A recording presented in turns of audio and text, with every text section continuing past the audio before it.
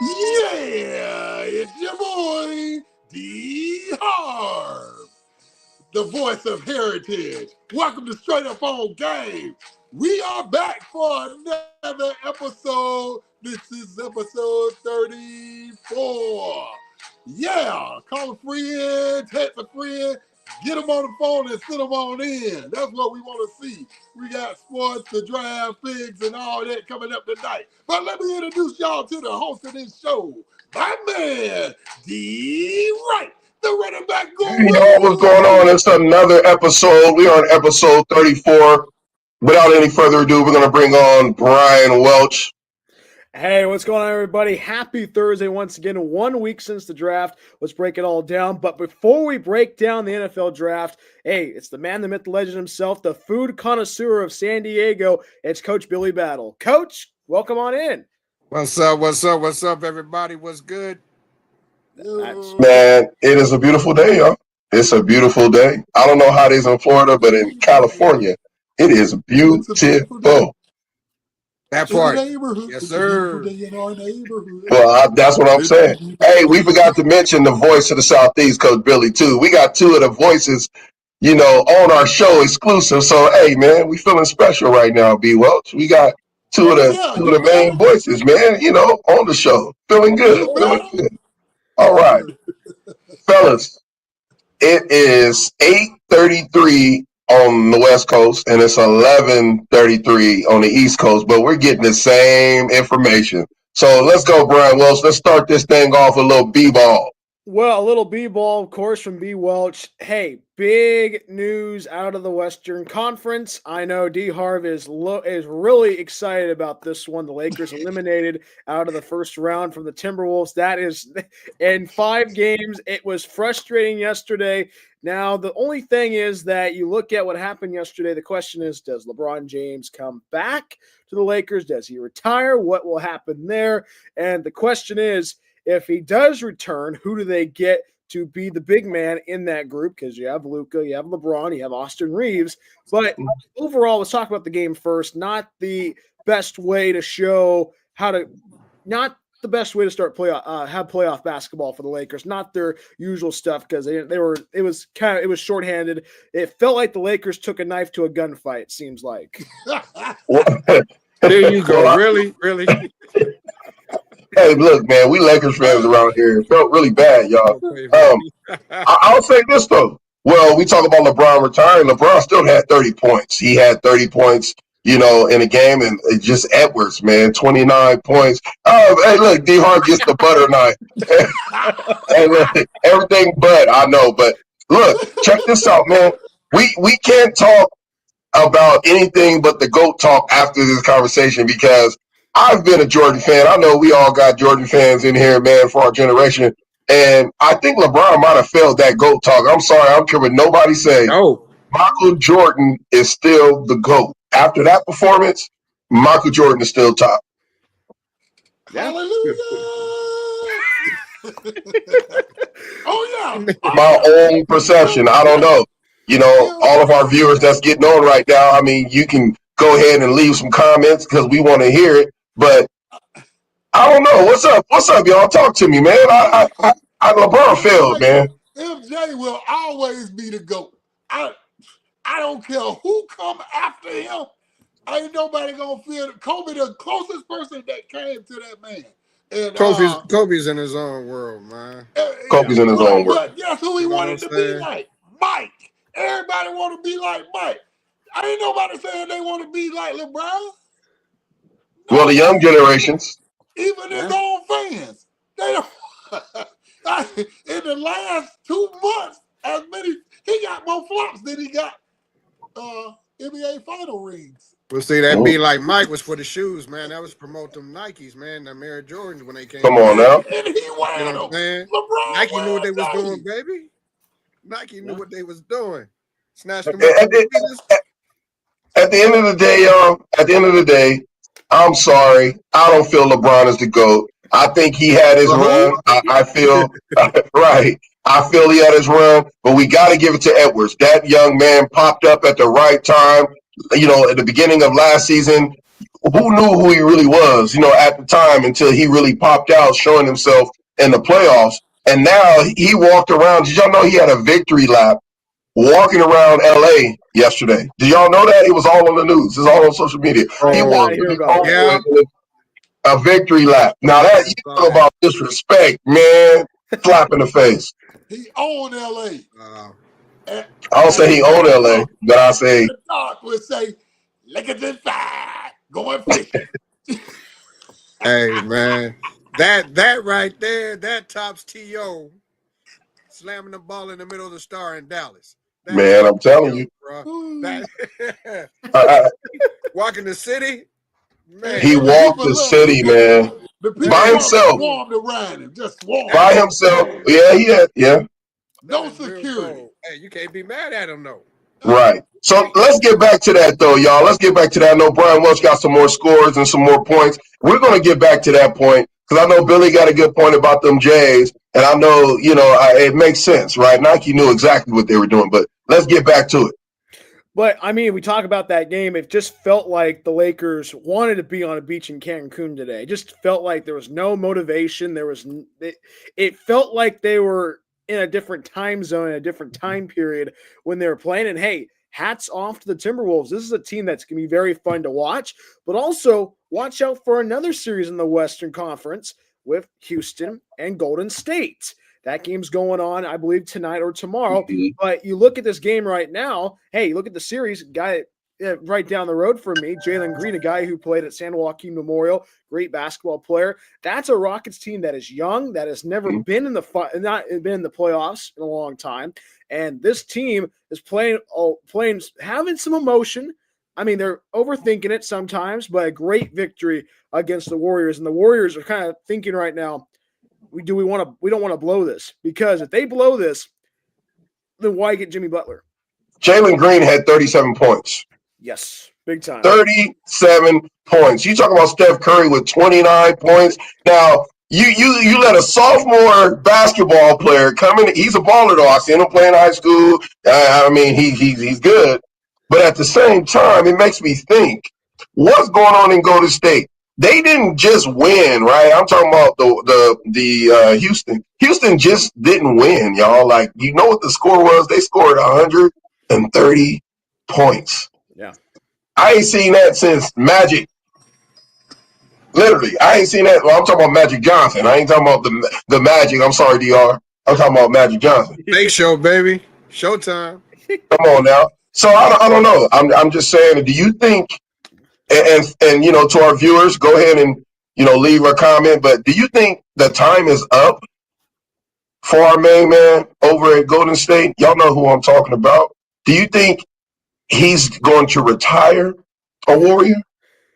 And we talking about Mr. Curry. Do you think he's going to retire a Warrior? Or do you think they're going to try to get a supporting staff, trade some big guys over there?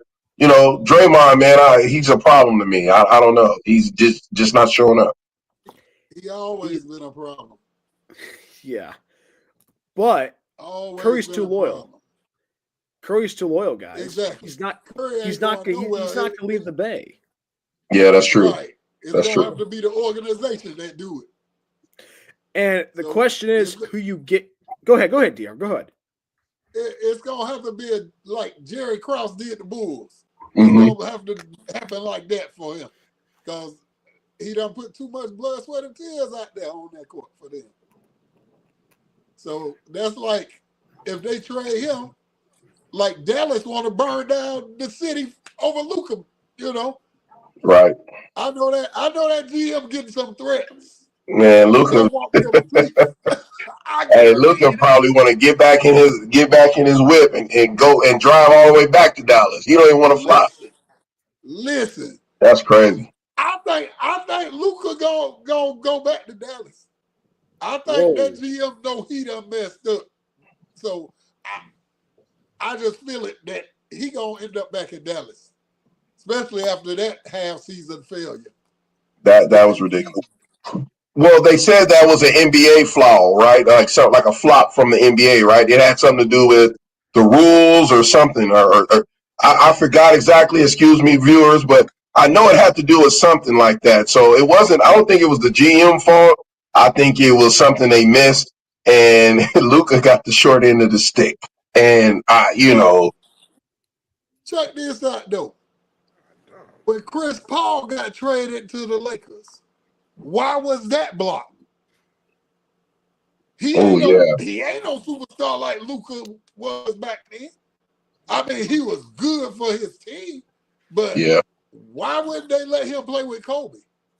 You have a point. You have a valid point. Wow, I didn't think of it like that. But LeBron can play with all these different superstars. I don't get it. Here's the thing. That's nepotism and favoritism to me. Well, if you go back to last night, there was Mr. LeBron was a very chatty Cathy on the floor. Yeah. Enough to be warranted of a technical, but not given a technical. But when you have that, the aura and also the, I should say, you're a superstar. Sometimes you get the calls your way, but also who's running the front office for the Lakers? Right. It's LeBron. Right. It's LeBron. LeBron. Yeah. Right. And you look at it right now, you could say, you can make these arguments like if he was going to retire, where is he going to go? The thing is, he's probably already on the phone trying to get somebody to come in and be a big man for Los Angeles. You better believe it. Yeah. Quiet as kept. While you're on that thought, what if Anthony Edwards end up coming to the Lakers? How about Halliburton? Oh my God. That too. And you know what? It sounds crazy. LeBron is known for trying to manipulate trades. He's known for that. I love LeBron. I love my Lakers, right? But that's the only way. That's the only way I feel he can chase the championship. I'm sorry. It's just facts. Jordan only went to, 2 teams? He was with the Bulls and he was with the Wizards. And the Wizards was a business move. So it wasn't like he was just, it was a straight business move. Exactly. So he put money into the organization. That's it. And he still scored over 20 points a game as a Wizard. Right. Yeah. Right. I don't know, man. Think about this, gentlemen. If you can't beat them, have them join you. I like that too. True. Seriously. True story. It was very interesting to see. I know JJ Redick's a young coach and somebody that has been in those situations, but he has not been in those playoff situations before. And he got out-coached. I'm going to say that right there. He got out-coached. He was playing checkers. The T-Wolves were playing chess. Seriously. Right. And he's gonna learn from that next season. But my thing is, you make the moves to be able to get people. How about this? You get Zach Edey. Bro, that's what I'm saying. That's a fair trade. But again, who they gonna trade?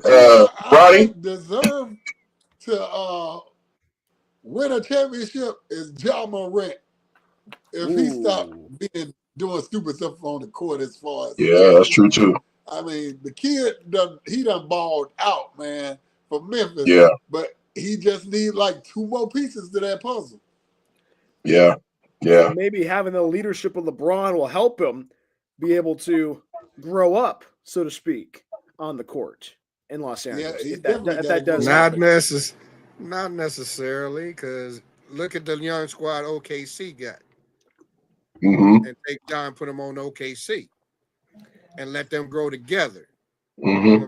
Come on now. He definitely got to get out of Memphis. Well, it's the same, y'all.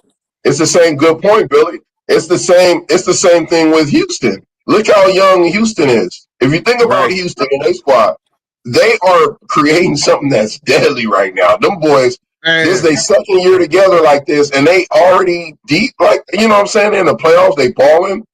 That's a scary thing. So what we got next, Welch? Who we have next? What's the next team? We got plenty of time. How about we talk about the Nuggets? The Nuggets firing their coach, and then you see what they're going to do. Hey, they're playing the Clippers right now. Clippers are leading 74-66 with 5:53 to go in the third quarter. Come on now. Down in Inglewood. And, first of all, that's a beautiful stadium. That's a beautiful arena. And it sure is. good job by the Clippers to get out of the crypto.com arena. I'm just saying, hey, we always love the hallway series, but being able to build that stadium in that area, because the Intuit Dome is right across the way from the Forum and SoFi Stadium. Really good stuff there. But hey, watch out for this Clipper squad, guys, because you have Mr. Kawhi Leonard on this team. Kawhi Leonard is deadly. And, you know, when you look at the Clippers this season, you can flip a coin. You can say they're either good or they're either bad. And, you know, and plus you don't know what the Nuggets are going to have up their sleeve because you fire your head coach. And if they get themselves to the finals, well, so I guess every NBA team will fire their coach to make a run to the playoffs. Hey, that's a new fad. That's the new thing. See that dunk? That's crazy. But hey, look. Did y'all see that Aaron Gordon dunk? Yeah, I know. I did. That was crazy. But look, the Clippers are good because of Hornet is on that squad. So I had to bring that up. There's a Lincoln Hornet that's on that squad. So anybody who played for Lincoln is going to be a preliminary help. So who's that, Billy? Hold on. What did you say, D? There's a Lincoln Hornet that plays for the Clippers. There's a Lincoln Hornet on who? On the Clippers. There is? Yes, there is. There is? Oh, number 24, I think.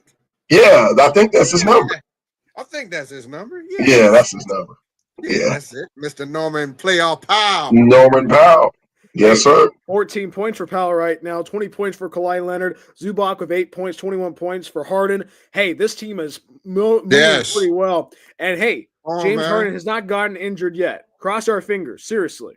Hey, I don't think he will. Not to cut you off, I don't think he will. I think they have a bench that will be able to give him some time, right? Like most of the veteran players, we all know, right? We all play sports. We all did different things. We all analyzed. We all, set back. I know Bryan Welch analyzed everything. So if you're coming off the bench, you're going to have a great how can I say this? You're going to be a great asset to the veterans because the veterans, it's just like playing quarterback in the NFL.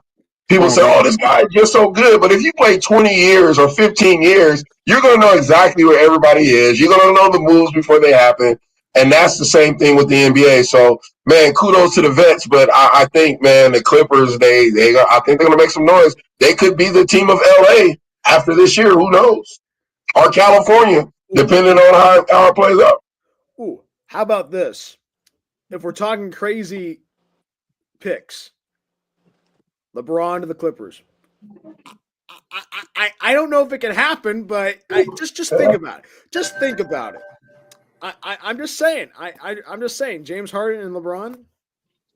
But that's what I'm saying. Who they gonna let go? Who they gonna let go of? I don't think it'll work. I don't think it'll work. I'm just spitballing here, my friend. That'll be too many people wanting the ball at the same time. Who they gonna let go? Man, everybody wants look.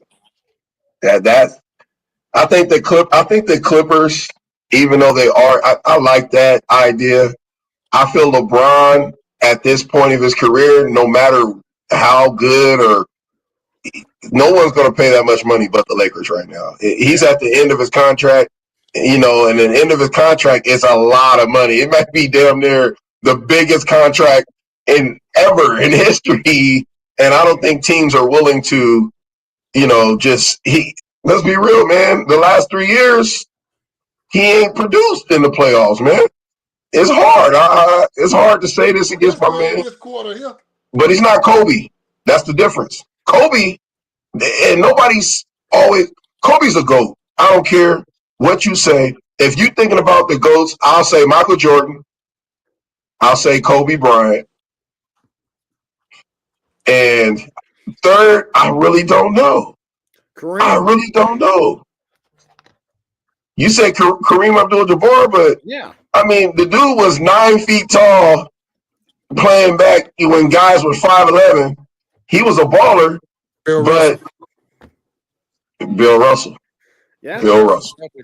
Got to give it to himself. About positions, Bill Russell. If we going about positions, championships. Bill Russell. Yeah. Wow. Yeah. All right, watchers, I see y'all on. We appreciate y'all. Can y'all leave some comments? Leave some comments. be interactive with us. You know, we want to hear some of your perspectives on what we're talking about as we move forward on our sports. But seriously, yeah, we talk about if we talking rings, it's Bill Russell, then I Jordan, I like that. Kobe. One team. Exactly. Yeah. One team. You don't go. Yeah, that's a valid point too. I mean, but for that Boston team that won 8 straight, the whole team the damn goats. The team, yeah, exactly. Yeah, right. Exactly. That's the Well, I knew you talking about the big three, right? You talking about the big three? It's I'm more talking than about 3. It was the whole everybody that squad. won that Like I 8 said. straight. Well, it was. Bill Oh, you Russell. talking about Bill Russell? Yeah, Bill Russell then squad won was 8 nasty. straight. yeah, that's true. But So I mean, if we go there, let's talk about the Celtics and the Lakers history. Yeah, they're going back and forth. Lakers, obviously, I believe the Lakers is right there. But I do believe that big three, nobody can stop the big three when they was together. That was like one of the best trades. I don't know how they ended up doing that with the Celtics. I mean, when those three got together, man, it was a wrap. We're talking about 3 of the best NBA players of all time at their positions. Man. now that was a super team. That was a super and team. nobody knew it. Nobody knew it. No, That was the first super that team. was the first super team. Matter of fact, yeah, it was, wasn't it? It was the first super team. That blockbuster trade, we all thought it was crazy, and them jokers came out and was blowing people straight out.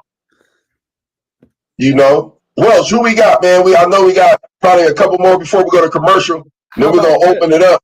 How about this, gentlemen? The Knicks win a series. Oh, Oh my God. That was a game of games tonight. What you see, Billy? What you feel on that game? What you thinking? Man, Brunson. What was that going into the second half? He only had how many points? 2 or something. Something they were saying he only had 2 points tonight. And then he came out and ended up hitting that 3 at the end. Man, look. He stepped up the 4th quarter, baby. And that's Cat fouled out. Cat fouled out, and they still ball. They kept it together. Detroit self-destruct. Can we go back to that last shot, the last game? Y'all think that was a foul on that 3-point attempt by Detroit? No comment. No, we still want our shoulder run. No comment. As a I plead the 5th. As a referee, we'll never blow that foul with second on the clock. We'll never call it. Never. Why would you never? Because it's a play or what? Because of what? It's a continuation. It was a bang play. Yeah. But from the replay I seen, it was a flop. How about this? So I would have let it play on that. How about this? See contact enough to blow it. So I say that was a great call by the ref. Mm-hmm. That was his primary, and he let his whistle stay in his pocket. Hey, how about this? I don't know if you bring up a good point there, D. Harv. Does it feel like the playoffs this year, the referees have been more lenient? Yes. It feels a lot like Billy said yes. It showed today. The next Detroit game. Yeah. It showed. You can see it. You can see it, especially with the big boys down in the paint. But it's been some they let them good bang. basketball playoff games this season. About time. I ain't got to the point where I wouldn't even watch the playoffs. The All-Star game was whack. The dunk contest was whack. So the playoffs is on point. That's how it should be. At least give us something. Letting them play. Finally getting back to letting them play. Yeah. And the series they've been able to do that. It's been the Warriors Rockets series. Mm-hmm. A lot of that. Now that's like watching basketball on a Saturday night at the park. Hey, Crown Point, Well, D. yeah, right. But look, those are the players you have on those two squads, man. We talking about Jalen Green. Dude was doing that probably as a young middle schooler, man. So, and then you got Draymond that plays like he playing prison ball. Then you got, you know what I'm saying, Curry hitting threes, literally turnaround threes. People want to watch that stuff. That's like real NBA. That's taking it back to, that's taking it back to Allen Iverson with the double crossover. You know what I'm saying? That's taking it all the way back. And if you think about it, Steph was probably hanging out with Pops Dell at all the pickup games when he was. Come on now. Yep. So how many times did he get on the court with the greats back then as a youngster? Being schooled, being brought up, man, being groomed. Right. Well, D Harv got that hood fit on. I don't know why none of us. I got a hood fit outfit from 1986. I ain't got no new gear. I'm wondering why I ain't got no new gear, man. You got your hood fit on. Why none of us ain't got no hood fit? Maybe one show we can wear it. I'm hood fit. I know, but we ain't got no hood fit, man. On every day.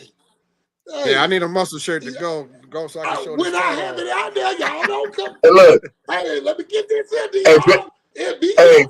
Hey, Billy want a muscle shirt to show his new tat. He trying to act. Don't act like you ain't got that tat strapped on. That's why he want that muscle shirt to show his own. Right. He got his tat going on. He want a muscle shirt now. Yes, sir. Hey, Welch, I think y'all it's time to go to a quick commercial. When we come back, it's going to be the prime reason we got our episode 34. We're going to cover that NFL draft. I mean, the rest of the show is going to be hot. That's what we're going to talk about. We'll see y'all in a couple seconds on Straight Up on Game. This is Heritage. Take a quick minute and register yourself for free to be ranked as a Diamond member. Click link below.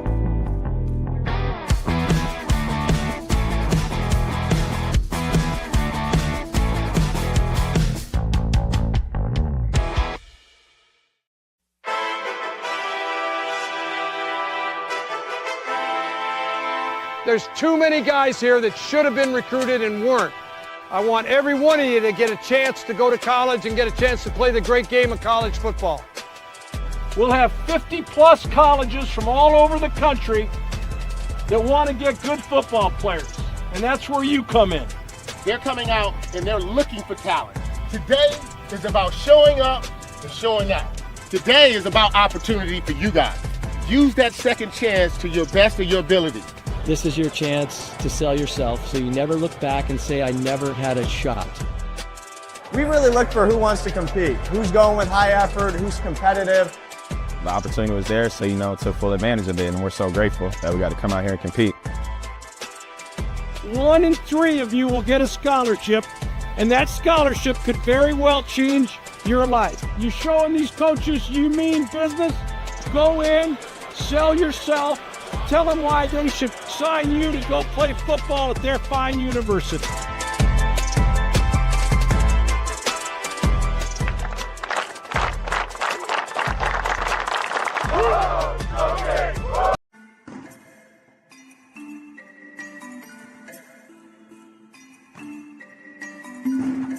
Even better than Christmas.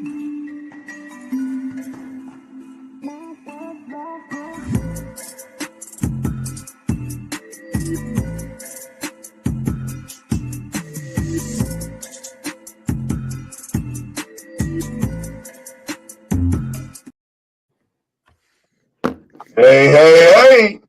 Fat Albert. We are back. Man, it is time.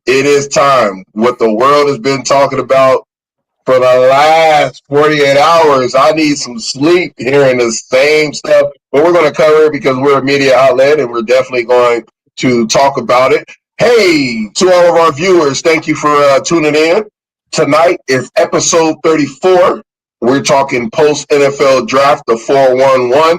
Yes, it's not a typo of what you see. The S prize selection. And you know who we talking about. We just don't want to get sued by Dion. But we are going to talk NFL draft. Let's get it started with our analysts.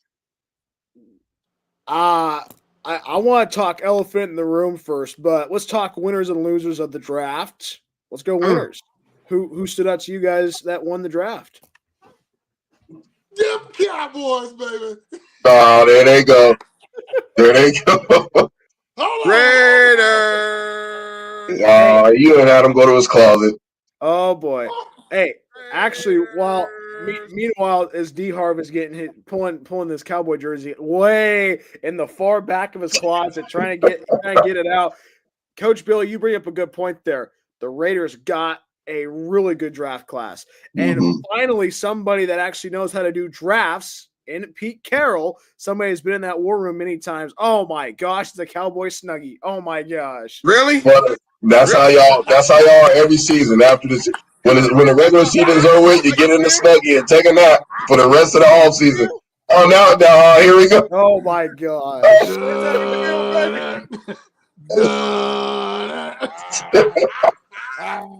Hey man, we got some diehards, y'all. Hey viewers, man, look, leave some comments because we can't let these two be the only two to talk about their teams. I know we got some Raider fans.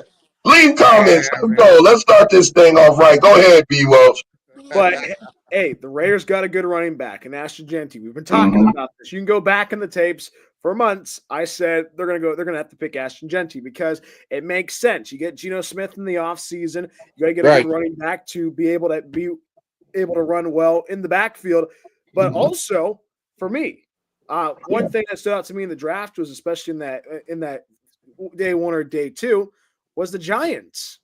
Jackson Dart going to New York. That's a very sneaky pick if you are the Giants. Oh, by the way, Russell Wilson is a Giant now. I didn't realize that until 2 weeks ago. I mean, that's how sneaky that is. But we don't know how reliable Russell is. But he can teach the tutelage of for Jackson Dart to make him a good quarterback in the NFL. The question is, if you don't want to throw Jackson Dart into the fire, but good pick by the Giants, be able to figure out who they want to get. We know who their future is. Well, we've always talked about that with the Giants when they had Daniel Jones and they had Tom DeVito, of course. But this is I would give the Giants a B. It's good picks. Good. I mean, that the headliners Jackson Dart, Raiders, good picks, of course. Cowboys, I mean, D Harv gives it an A, but I mean, it's the Cowboys. But hey, a new regime in Dallas. Yes, it is. A new regime in Dallas, more kind of run focus, get some big boys, get some offensive linemen. That's you know, how much trash we talk about with the Cowboys. That's actually pretty smart. I'm just saying, hey, it's kind of fun to see somebody be the earpiece for Jerry Jones, something that Jerry Jones can listen to and not get a flashy wide receiver or quarterback. So there's good stuff going on in Dallas right now. Yeah, it's always good stuff going in Dallas. But go ahead, Broach. We'll finish that after your. For me, it's like just look at. I mean, I would say keep the draft in Green Bay. Just saying, I like it. You know, for the last couple of years, I've liked how the NFL moved the draft around rather than it just being in New York. Yeah. But I do think, right. You're in a frozen tundra, right? Like you're in Green Bay, and you see all those fans, and that's like it makes sense because the fans literally pay for the players. Like if you think about it, the fans are the general manager. Well, not per se, but I'm just saying, right, from a whole different perspective. The fans are actually the movements, right, of the Green Bay Packers. I do like the moves that we will start with Raiders and Dallas. I think Dallas, you know, I think they really don't know what to do with their quarterback situation. You know, I feel as if they made all the right moves on defense during this draft. You know, we talked about Jerry Jones. I feel as Jerry Jones is not as strong as he used to be when it comes to draft picks. I mean, this dude used to pick, you know, people like, you know, in trades like Deion Sanders. I mean, come on, think about it. I mean, they had powerhouses, but somewhere along the line, I think he's really stuck on Prescott. I don't think he really wants to get rid of Prescott. I don't think so. I don't think he's going anywhere. As far as as far as the Raiders, Genty fits the Raiders' personality. Like he really fits like perfect, right? Like I think he will be able to make noise right away. The thing is, the Raiders are known for having garbage offensive line. And for him and the quarterback situation, I'm not quite sold on Geno. I'm sorry. I'm not sold on him. I've never been sold on him quite yet. I don't know if it's because he plays in Seattle and I get depressed watching the games on TV because, we got the seventh man. But I respect him. I love my African-American quarterbacks to the T. I just don't like his style of play. It doesn't fit what I would like as a running back. But I do feel like Genty will have a successful career. I feel that if the O-line doesn't get better, he will struggle a little bit, and I know there was some great a tight end that's there that's a baller, second year player, right? And I think he will be able to make some noise. But, brothers, we got to think about that O and D line. Crosby is sold. He said, look, I want to retire Raider. I don't want to go anywhere else. But, brother, realistically, man, it may change. You just brought in Genty. They're paying him $31 million, or I think it's $37 million, 34 guaranteed or something like that. Don't quote me, but come on, man. Like, somebody's going to be missing in that piece pretty soon. And I feel that the Raiders this offseason, they need to go for a center and two guards, or they need to go for at least a tackle to protect Geno's backside. Because they have a tight end, right? The strong side or whatever. So they have the running back. So, yeah, that's just me. Hey, I think Genty reminds me of Barry. Yeah. Yeah. Barry didn't have an O-line. He made it happen on his own. Right. And Gentry got that short, stocky body type. And the way I see him run past them dudes, man, he remind me of Barry. Yeah. I agree. He's going to be successful. Again, in the NFL, as big as I was as a running back, it's hard to block for yourself. I mean, I'm not saying, I was successful in college and high school. I made it to the league, but as big as I was, they utilized me for short yardage. And even with the short yardage, with me being 240 pounds, 45 pounds, brother, when I lean forward, you got somebody like Ray Lewis, and I'm 6'1", 6'2", 240-something pounds. Genty is 5, maybe 5'8", and he's 211. There's a big difference. So I see them using them out the backfield. I see them sneaking them out with the Raiders. I see them, I don't see them, running through the tackles as much his first couple years, and that's just me for my expertise, but he's definitely going to be successful. Raiders will make some noise. They will. Hey, Dwayne, put your running back hat on for a moment. Mm-hmm. How important is it for him to be able to bulk up in the offseason to get himself to that NFL style of running back, to be buff and be able to take that hit? I mean, he's still a rookie, but able to take that hit and not wobble off the field. Honestly, I don't think he needs to. Running back is the most natural position on the field. Most running backs, if you think about it, we're not big bench pressers. We're more of squatters. You know what I mean? We have sort of a niche for naturalness, right? So he has great vision, right? He has a great first step. He has acceleration. These are the normal things as a running back. He can catch. I don't know how well he can catch the ball yet, but a lot of his clips and games I've seen, he just running through the tackles, and that's what you get with the Boise, Fresno State, right? With the Oregon State, you get the running backs and the tough inside the tackles. You get to the league, you have to kind of reinvent yourself. I mean, this dude probably should have won the Heisman, but politics kicked in, so he'll be able to prove himself. But I do feel that he is ready. He proven week in and week out. Again, you don't have to, as a running back, you don't have to prepare, your body as much. Let me rephrase it, because people may say, no, yeah, you do. They're going to argue with me until the death when I played it my whole life. As a running back, I feel that you do not need to just bulk up more than what you are supposed to do, right? Like you have a natural knack that the instincts will kick in. That's why I talked about the offensive line at the Raiders. If this young man has a solid tackle for Geno Smith, right? He goes out, sneaks out the backfield, does his draws, his screens, run off tackles, things of that nature. I think the Raiders are going to make some noise because you have to worry about him. You have to. What's the receiver they got? Billy, what's the receiver Raiders have? There's three. There's two perimeter players they have to worry about. Plus Genty now they have Geno. Geno is a nice natural pocket passer, right? That's why I don't like watching him because he's not exciting. But that boy can throw that rock. But going back to Genty, I think he will be fine. He's a great blocker. I do see that Pete Carroll, he knows about running backs, brother. That goes all the way back to when I was in college with Reggie and Lindell White and all those dudes. We all know each other. We all kicked it here and there. That's what he used to. He used to having a great quarterback, a great tight end, right? A great receiving core. Think about the USC Trojans when they were winning those natties, right? Think about it. Pete Carroll, he likes having flashy offensive guys. And, Raiders need that. They need that. Yeah, those two receivers is Myers. Will he be 1,000-yard rusher? Will he be 1,000-yard rusher? Yes. I'm gonna openly say yes. Check this out though, but with his build, I agree. Let's take it down to Louisiana. Let's take it down to New Orleans. Okay. Alvin Kamara. Yeah. He's that type of back. He can be used that type of back.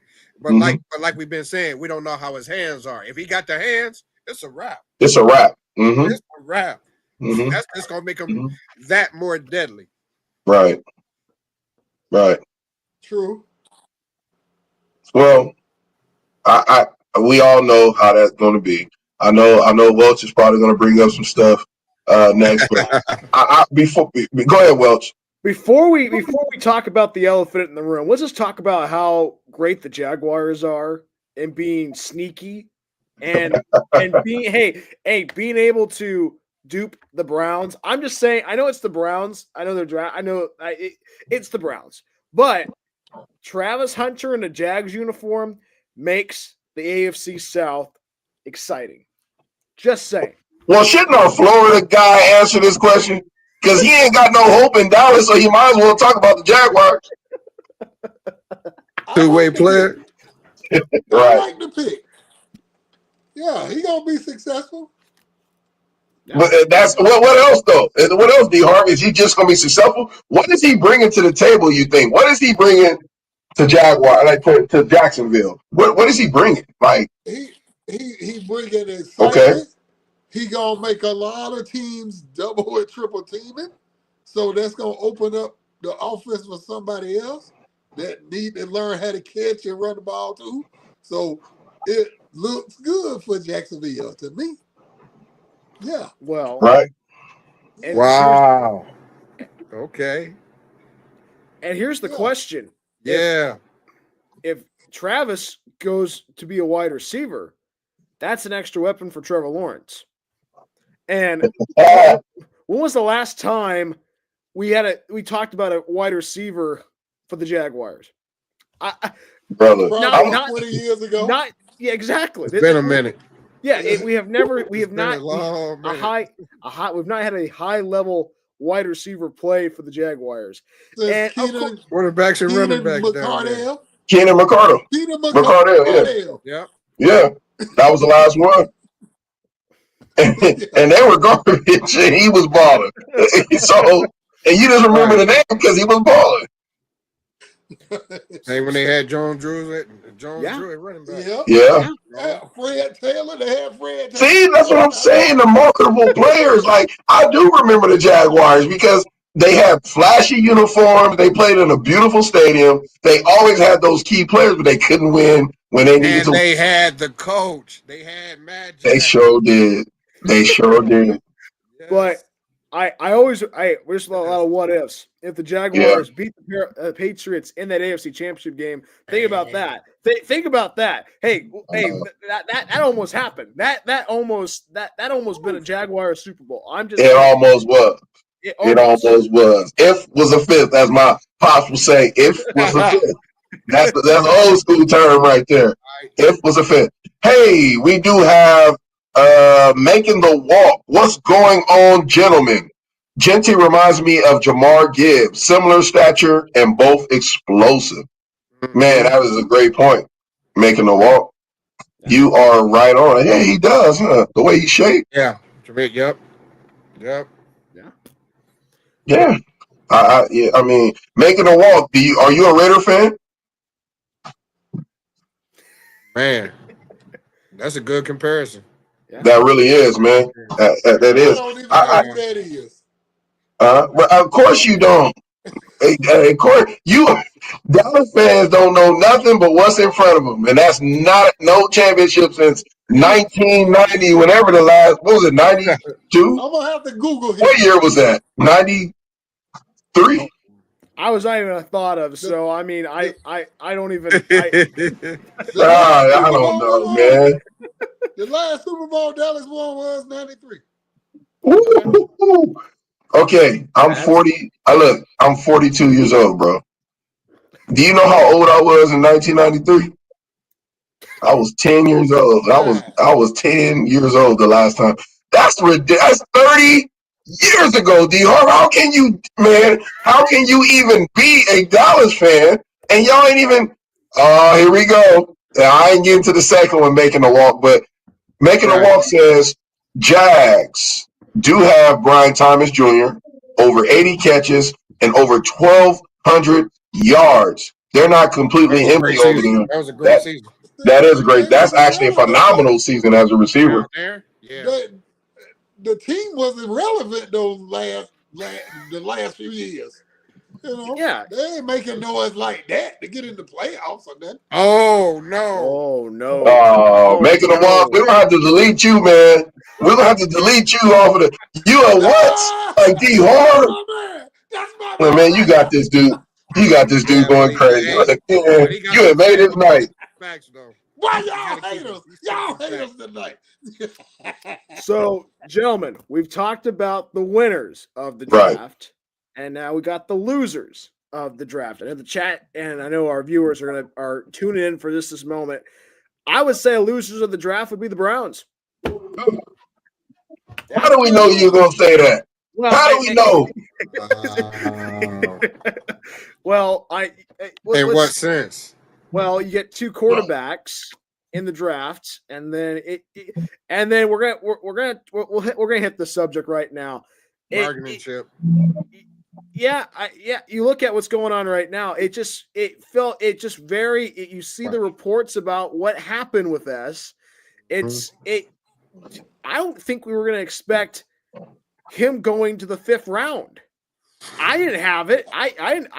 For me, when the draft started on Saturday, I said he's going to be an undrafted free agent, and he's going to probably go to the UFL. That's the exact same thing that I said. I think I saw it on your page. Yeah, I said that it's okay if the you-know-who, because I still get paid by the you-know-who, don't draft this gentleman. He is going directly to the UFL. And the reason why I say this is because if you remember, fellas, and to our viewers, do y'all remember when Deion Sanders was at Jackson State and Dwayne the Rock Johnson was looking for a place to expose and bring out talent in the UFL? The first place he went was to Jackson State and opened it up at an HBCU university at Jackson State with combined other HBCU players. And I was hearing 75% or more of those players, or some of them are still in the UFL now. So that told me right there, ding, ding, ding, ding, probably you too, Bryan Welch. Okay, Shador, if he doesn't get drafted, the UFL was going to take off. The UFL will become a whole different beast, right? And kids are going to say, you know what? Why go to the NFL? Why? When I can just go to the UFL, USFL, and make more than rookie money, right? Most of the kids, young man, sorry, fellas who's watching, to the young man who's out there that's inspired, that's getting NIL deals, you taking your $1-2 million and you go play the game you love. And now you have leverage. You have less headache, right? You're now an entity that's going to grow. Shador Sanders and the Sanders family it's a legacy family. They make their own money. They do other things. They don't have to depend on the normal, I came from nothing, so I'm going to go to the NFL and they're going to pay me some chump change where it's going to run out after a couple of years. That's the whole story, right? That's the American dream for athletes that are football players. But I do feel that if it doesn't work out in the NFL, which it will, I feel that Shador Sanders, I was seeing the CFL stuff. He ain't going to CFL. CFL is established.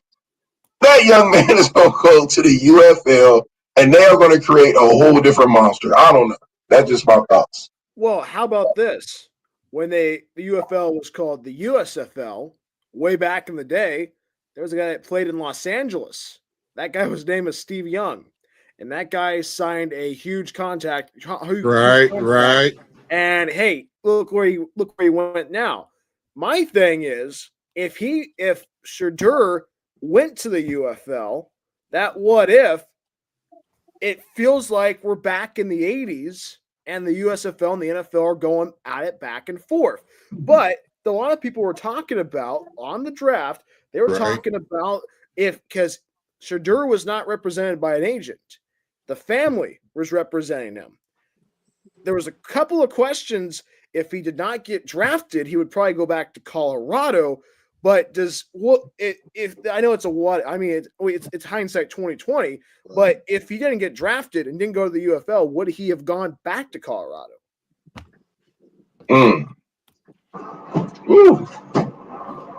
Look, we all think everybody moving around like I don't know.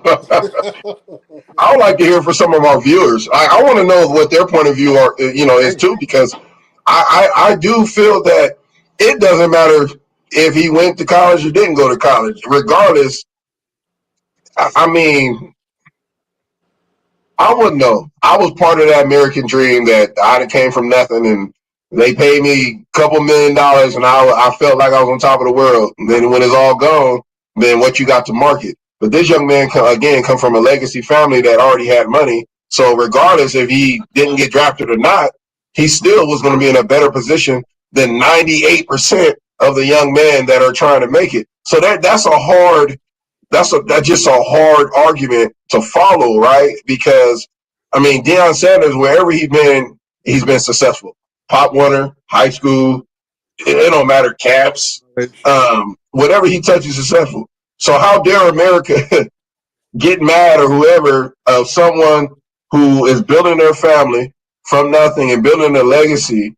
We do have somebody as a president that did the same thing for his family too, but that's here or there. But I'm saying, how can we fix that, right? Well, we see this all the time, even in college football, y'all. Billy, right? D. Harv. You got kids that just want to be loved and just want to make it. So they're going to do whatever they can to grind to just make it, regardless of how much money they make. And then the story is, once we get here, we made it. Regardless if they get cut, regardless if they make it, get drafted, they made it. And if they don't make it, they go in a sense of depression. I can go on and on, y'all. Y'all ain't even hearing it. So this all wakes up everybody who's trying to get in that cycle of making it. This whole draft was a wake-up call. I don't care what color you are. I don't care who you look like. I don't care what position. This was a wake-up call to know your worth as a player. Know your worth before you just gonna throw yourself out there to the wolves. Have representation that represent who you are. And I'll leave it at that. And also, we can go back to this conversation, but before we do that, I was talking about making the walk. He's been able to get on the comments tonight. He said, the way the quarterback room is set up in Cleveland, I wouldn't be surprised if Shador starts before the end of the season. Don't free agents get to contract too quicker. This may be a good thing. And making the walk brought up a good point. Look at this quarterback room right now. Mm-hmm. And I said the Browns are a loser in the draft. They lost the draft because you got two quarterbacks. You think about this. You have Joe Flacco. Deshaun Watson, whenever he shows up, because he's always injured, and the Browns still have to pay a lot of money. And you have Dillon Gabriel, guy played at UCF, played at Oklahoma, played at Oregon, made his way across the United States in college, and you have Shedeur Sanders. Those are 4 quarterbacks that have 4 different histories, 4 different ways of playing, and 4 different ways of just being a person. And those are 4 personalities you're going to have to put in a quarterback room. And think about the age difference. You have Joe Flacco, a guy who's a living legend and a guy who is literally keeping teams alive. He's like the substitute teacher that keeps going. Look, man, he need to retire. He played when I played, man. You know how long ago? Come on, man. Stop hogging up the roster space, man. Go be a coach somewhere. That's what be pissing me off, man. You ain't got to play. You don't have to play that long. You are already a millionaire, bro. Go leave these rosters open. It's just like if you're in the real world, you got those people who work for 47 years or 50 years. What are you still working for? Go retire. You're holding up, so I don't know.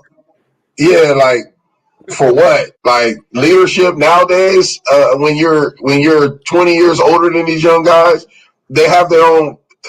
It's different. It's not the same. The game has evolved. It's not the same game of football.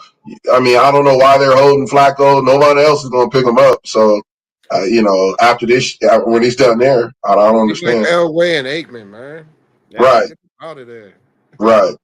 I don't know. Good point, though, Welch. But here's the thing. You look at this. Who do you start week 1?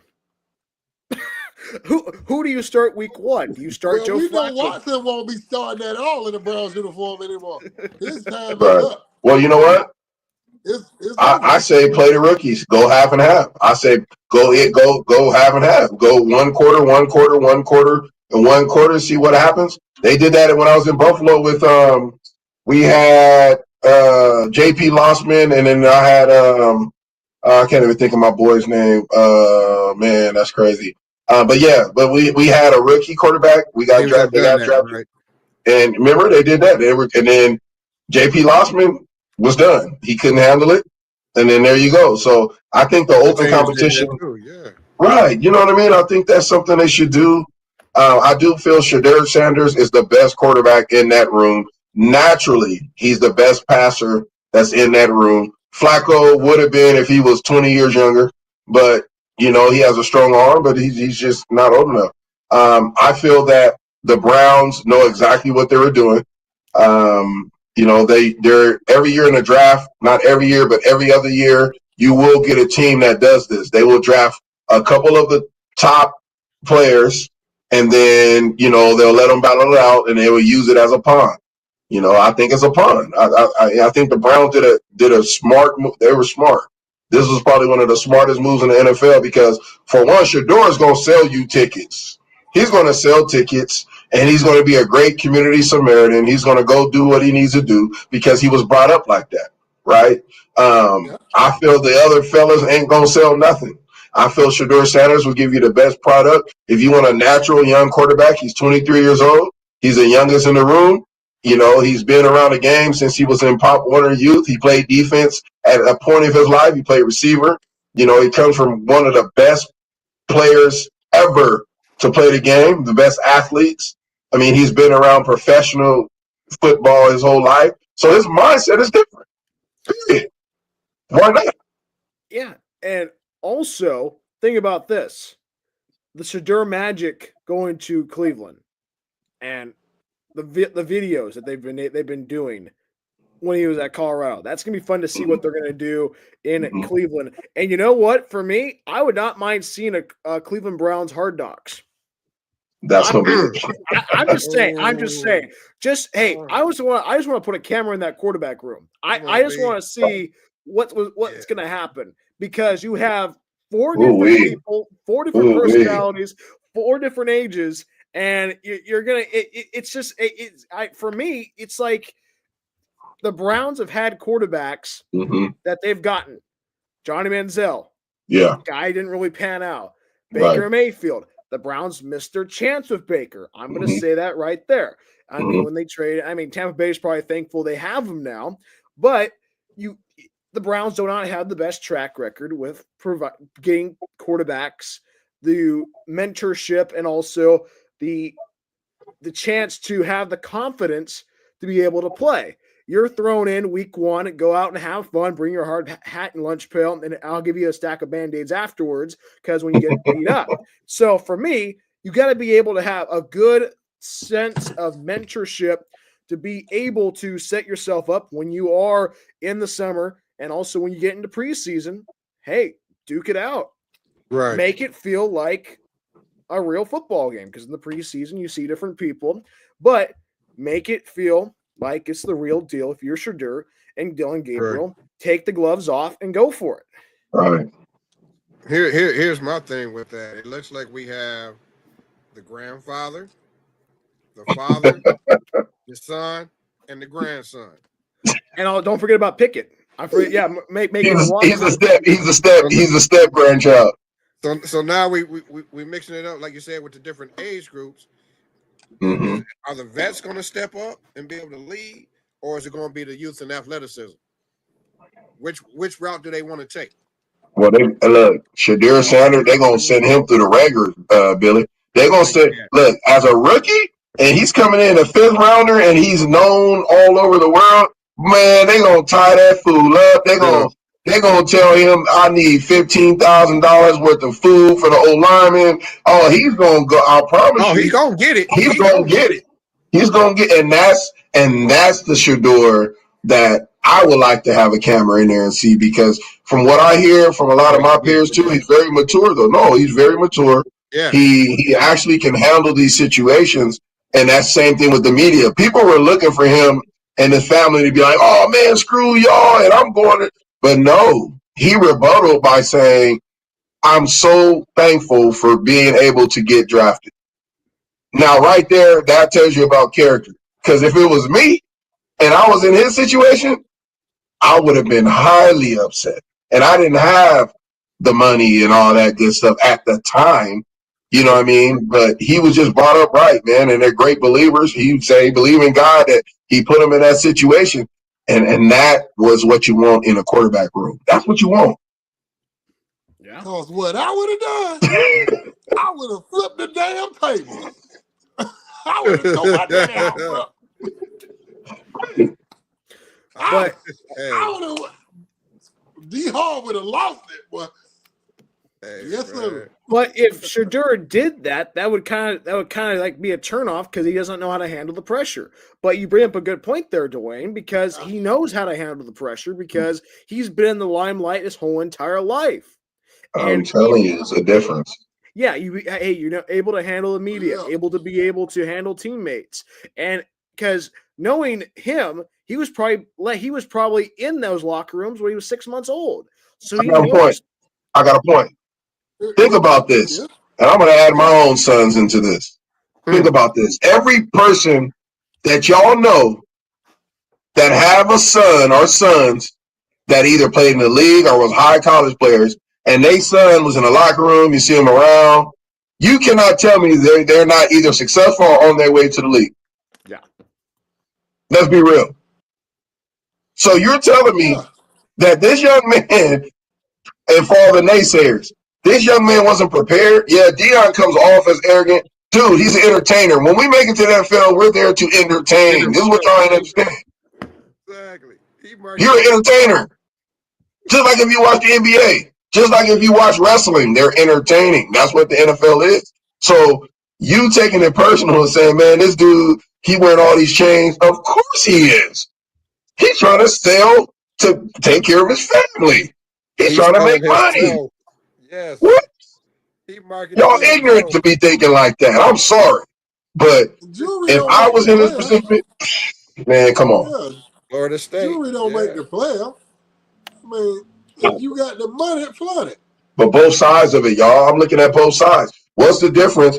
I got some very close friends that I love. We played at state. Some of them play in the NFL.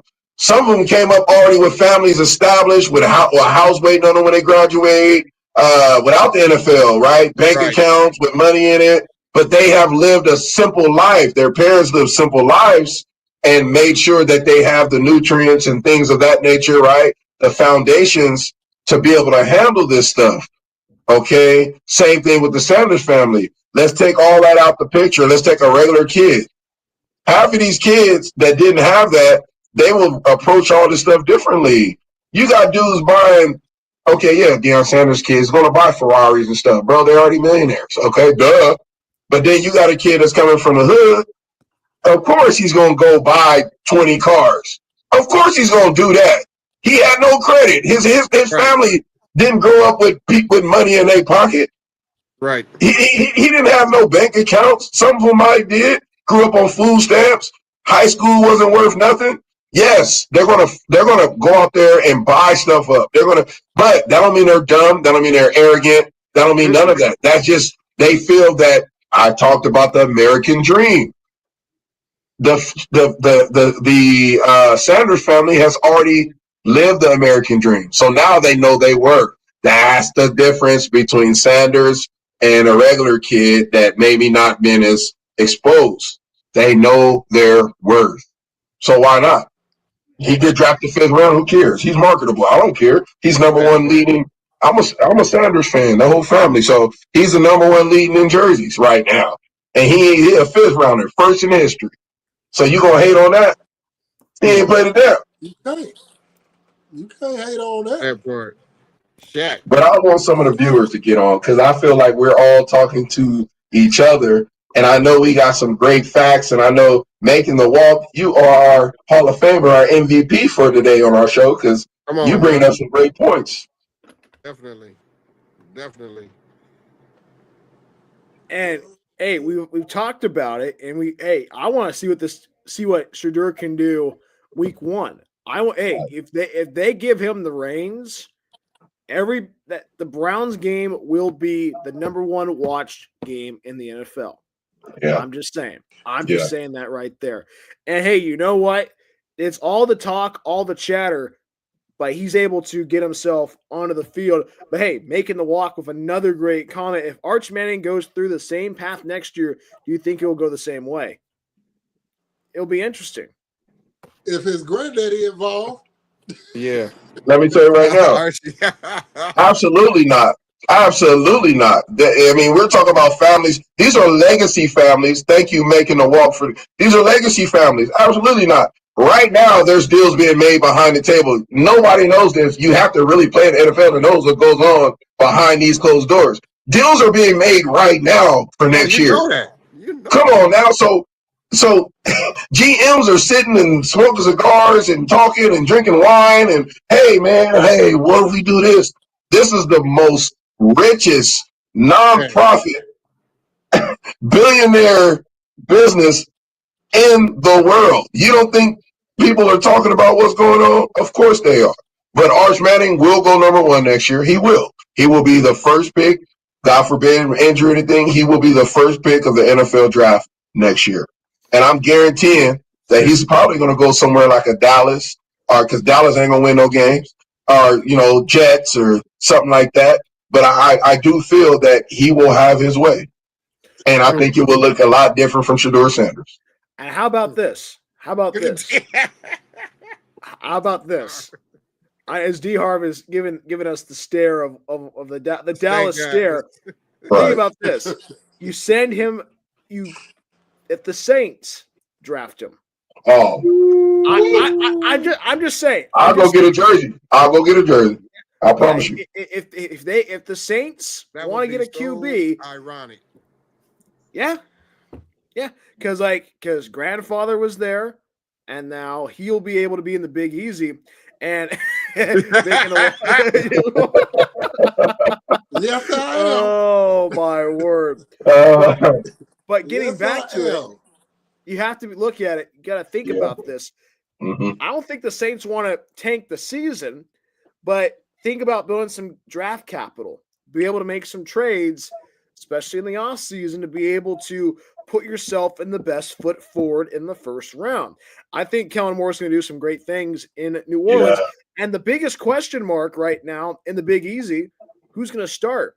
Derek Carr has an apparent elbow injury right now. We don't know what's going to happen with that. We don't even know he'll be even a Saint. Or you have Spencer Rattler, who we don't know what Spencer Rattler's going to bring. And then you have Jake.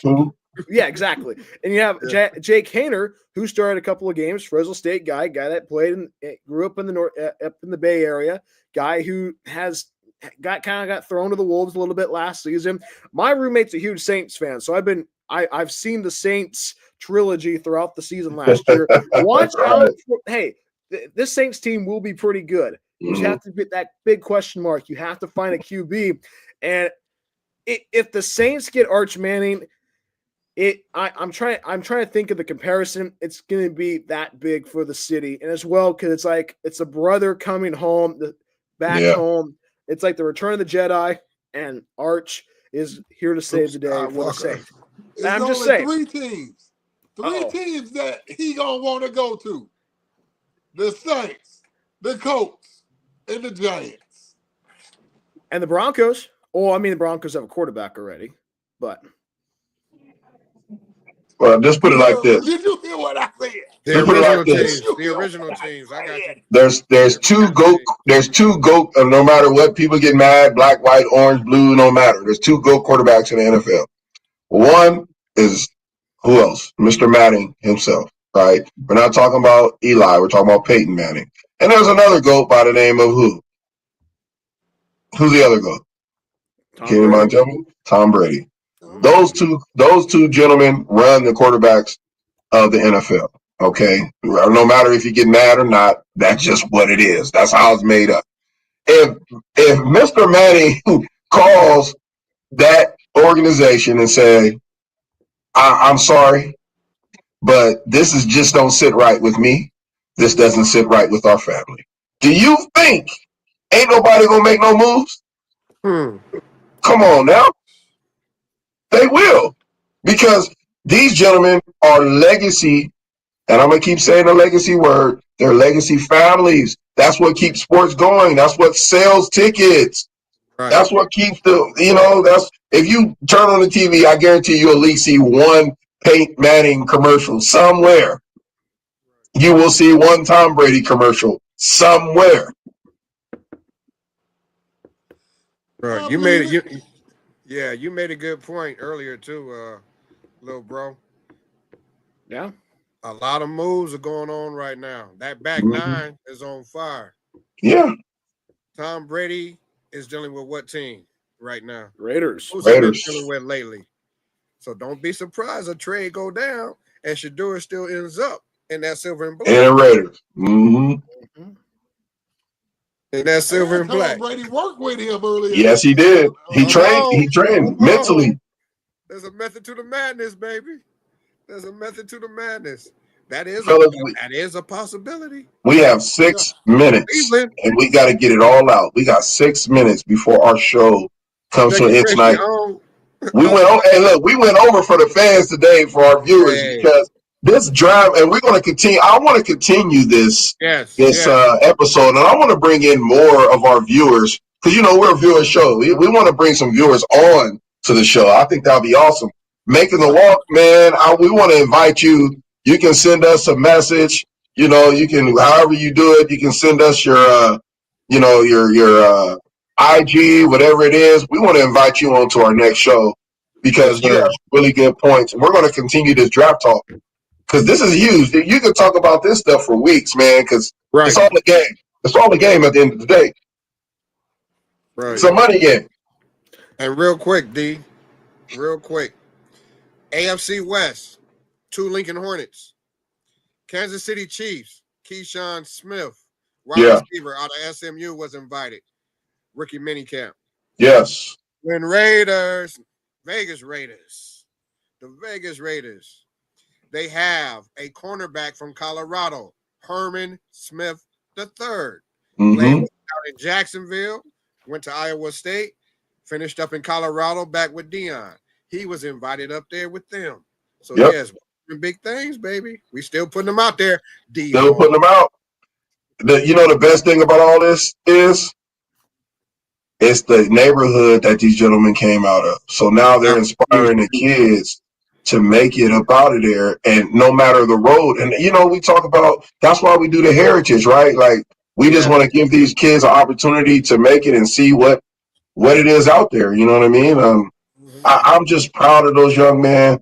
I'll find y'all boys IG. I'm down. Okay, cool. Yeah, making a walk. We appreciate you. you can send us a message on our YouTube channel. Send us a message, and we'll make sure we follow you. That's our IG down there. We're all connected right there. WFCG 2 Heritage Bowl CA. Or you can subscribe to YouTube Straight Up On Game, but you can send us a message on Straight Up On Game, and we'll make sure we get you that information. I think it'll be a fire show with you on. Yes, sir. And you're a Dallas fan, so we're gonna make sure we get you on, and we can get somebody else. Who's your rivals? Who's Dallas rivals, y'all? Giants, Eagles. Oh yeah, that's right. I forgot. I ain't never beat Dallas my whole career as a player. That's crazy. Oh wow! And I talk head about it. That's when they were good. You never beat them. I never beat them, but you know what?